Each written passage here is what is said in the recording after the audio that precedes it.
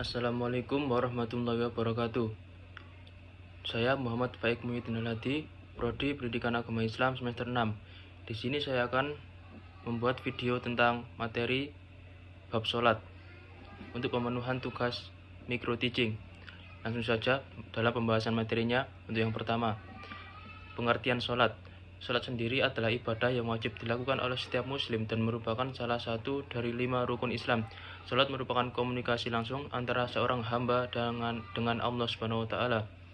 Jadi sholat merupakan rukun Islam yang nomor 2 setelah syahadat. Kemudian sholat. Kemudian selanjutnya, menurut Al-Quran, sholat adalah perintah Allah yang diterima langsung oleh Nabi Muhammad SAW dalam peristiwa Isra dan Mi'raj. Jadi sholat itu melalui beberapa tahapan.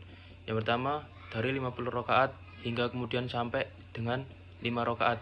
Dan peristiwa itu disebut dengan Isra dan Mi'raj dan dilakukan oleh Nabi Muhammad SAW.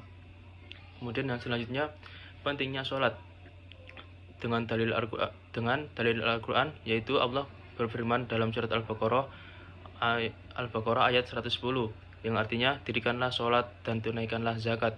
Jadi dengan dalil Al-Quran tadi, kita diperintahkan untuk melaksanakan sholat dan menunaikan zakat.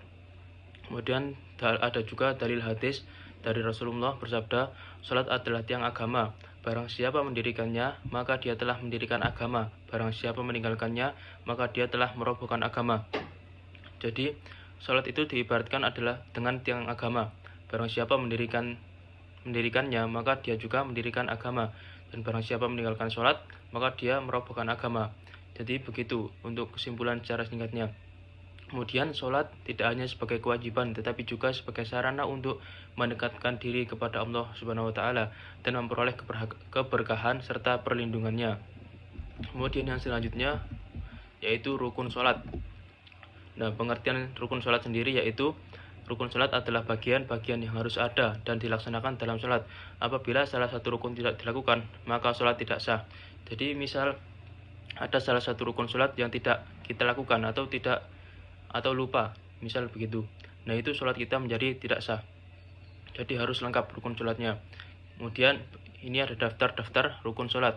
Yang pertama yaitu niat. Niat adalah tindakan hati untuk menentukan ibadah yang akan dilakukan. Niat harus dilakukan sebelum memulai sholat dan tidak perlu diucapkan secara lisan. Cukup dalam hati, dan niat ini membedakan sholat kita dari ibadah lainnya. Misal ibadah lainnya kita melakukan kegiatan mengaji atau bersedekah. Nah, itu kan beda. Tetapi saat sholat kita harus niat untuk menghadap Allah Subhanahu wa Ta'ala. Kemudian rukun sholat yang kedua yaitu takbiratul ihram. Mengucapkan Allahu Akbar pada awal sholat menandai bahwa seseorang masuk ke dalam ibadah sholat dan meninggalkan segala aktivitas lain. Nah, saat takbiratul ihram dengan mengangkat kedua tangan sambil mengucapkan Allahu Akbar. Nah, itu semua terfokus hanya kepada Allah Subhanahu wa Ta'ala, hanya fokus kepada sholat dan meninggalkan segala aktivitas lainnya. Nah, kemudian daftar rukun yang ketiga, berdiri tegak. Pada saat membaca Al-Fatihah dan surah lainnya, berdiri tegak adalah posisi yang menunjukkan penghormatan dan kekhusyuan dalam beribadah. Jadi misal kita mampu untuk berdiri, maka sholat juga harus dilakukan dengan berdiri. Nah, misal kita sedang sakit tidak mampu untuk berdiri, kita diperbolehkan sholat dengan duduk.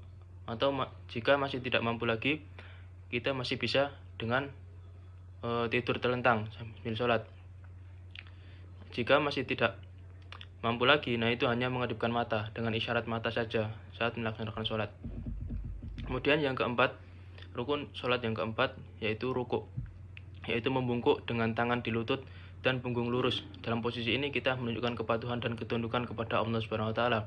Yang kelima, i'tidal, berdiri tegak setelah rukuk adalah cara untuk menghormati Allah setelah menunjukkan kepatuhan dalam rukuk. Yang keenam, sujud. Sujud adalah posisi di mana dahi, hidung, telapak tangan, lutut, dan ujung kaki menyentuh tanah.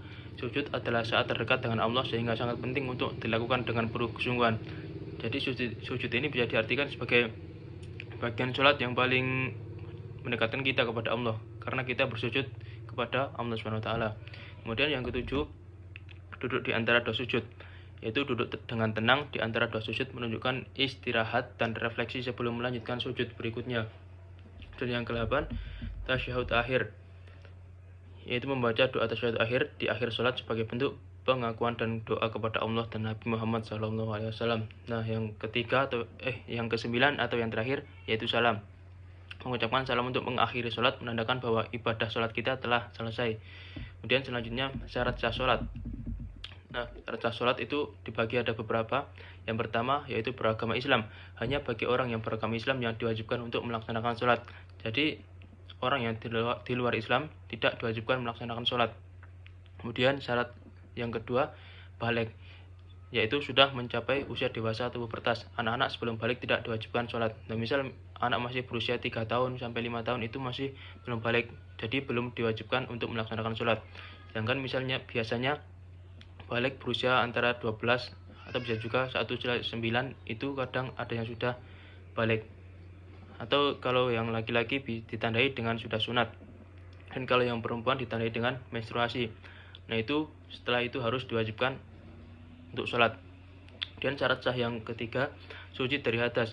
Harus bersuci dari hadas besar, misalnya setelah berhubungan intim suami istri, dan hadas kecil, misalnya setelah buang air kecil atau buang air besar. Jadi harus membersihkan. Kemudian yang keempat, menutup aurat. Pakaian harus menutup aurat sesuai dengan ketentuan Islam. Bagi laki-laki, aurat yang harus ditutup adalah dari pusar hingga lutut. Kemudian bagi perempuan adalah auratnya seluruh tubuh kecuali wajah dan telapak tangan. Kemudian syarat selanjutnya menghadap kiblat. Jadi sholat itu harus menghadap kiblat, tidak boleh membelakangi kiblat atau menyampingkan kiblat. Jadi harus dilakukan dengan menghadap kiblat, yaitu pusatnya di Mekah. Kebetulan kita Indonesia, kiblat kita berada di sebelah barat, agak miring sedikit ke utara. Kemudian yang terakhir, waktu. Sholat harus dilakukan pada waktu yang telah ditentukan, seperti sholat subuh di pagi hari, zuhur dan asar di siang dan sore hari, dan maghrib serta isya di malam hari. Semua ada waktunya. Tidak boleh melakukan sholat tidak pada waktunya. Itu tidak diperbolehkan. Kemudian yang selanjutnya, gerakan dan bacaan sholat. Gerakan dan bacaan sholat dibagi beberapa macam berikut ini. Yang pertama takbiratul ihram, yaitu mengangkat kedua tangan hingga sejajar dengan bahu dan mengucapkan Allahu Akbar. Nah, ini sebagai tanda awal sholat. Kemudian yang kedua rukuk, membungkuk dengan posisi tangan memegang lutut, punggung dan kepala lurus, dan membaca subhanallahumma wa bihamdika Allahumma firli. Nah, yang selanjutnya bangkit dari rukuk, yaitu i'tidal, membaca sami Allahu liman hamidah rabbana lakal hamdu sampai seterusnya. Kemudian sujud, tempelkan tahi hidung, telapak tangan, lutut, dan ujung kaki ke lantai dengan bacaan subhana rabbiyal a'la wa bihamdihi. Nah, diulang 3 kali. Kemudian yang kelima, duduk di antara dua sujud, duduk dengan tenang dan bacaan Rabbi firli warhamni. Nah, itu sampai seterusnya. Kemudian yang keenam, tasyahud akhir, duduk pada akhir salat dengan bacaan tasyahud at-tahiyatul mubarakatuh salatu thayyibatulillah. Nah, itu sampai selesai. Bacaan-bacaan salat ada beberapa ini, yaitu doa iftitah, yaitu subhanallahumma wa bihamdika wa tabarakta. Doa iftitah yaitu kabiro alhamdulillahi katsira subhanallahi bukratan wa asila. Nah, itu sampai selesai. Kemudian bacaan suratul al-fatihah, bismillahirrahmanirrahim, alhamdulillahirabbil alamin. Nah, itu sampai selesai.